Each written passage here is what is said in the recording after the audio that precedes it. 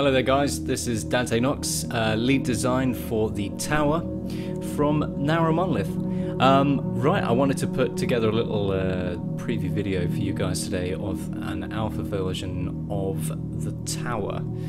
This is 0.50. Now the tower is, I should probably start with the backstory.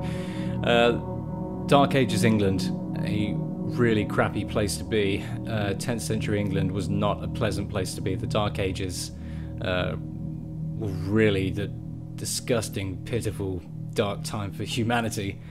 Our whole country was in chaos.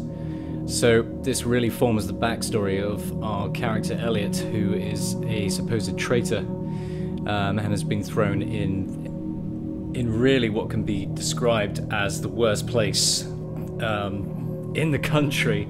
It's a tower that's part watchtower, part dungeon, and it's the most feared hold in the whole of the kingdom.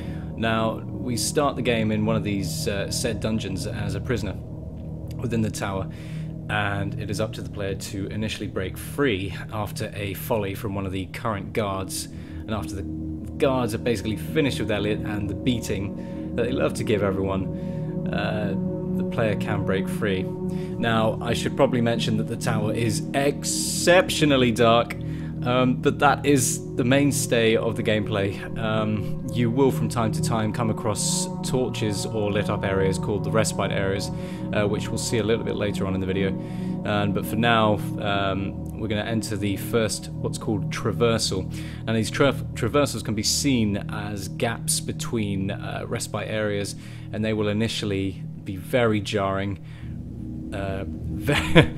maybe frustrating, but very, very dark. Now I'm actually going to skip on in a bit, but first I do that, I'm going to tell you a bit more about the tower's gameplay.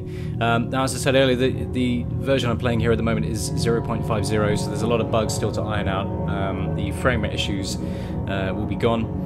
And in fact, we have had the game running at 300 plus frames per second. So, as I said, we're just entering the traversal now. So we'll just flick through to the next respite area.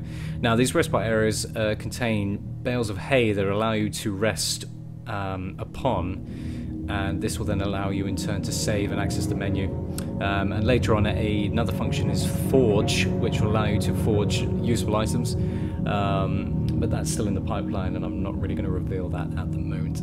So we're just going to go through to the second traversal. Now this will actually teach us, as we stumble up this hallway here, we notice a light just in front of us here, and we hear voices before we see that, so we know that there are two guards present around this corner. So this will initially, after a brief tutorial on how to do so, enable us to start our first combat sequence. Now I'm actually going to skip past this because I want this to remain a treat. It's a very unique experience, combat in the tower. So as I say, I'm going to skip that for now, and we'll just pass on this to the next respite area. Let's come through now. As you get to each respite area, you will gradually get to the top of the tower, but the tower is updated and expanded on pretty much a weekly basis with new content, new respites and traversals, and new features. So it really is a game that will be containing all kinds of things over a very, very frequent period. So this has been a very basic trial-y taster of the tower, and I hope that you guys will look forward to its release, and we'll get on to it when it was released later this year. Thank you.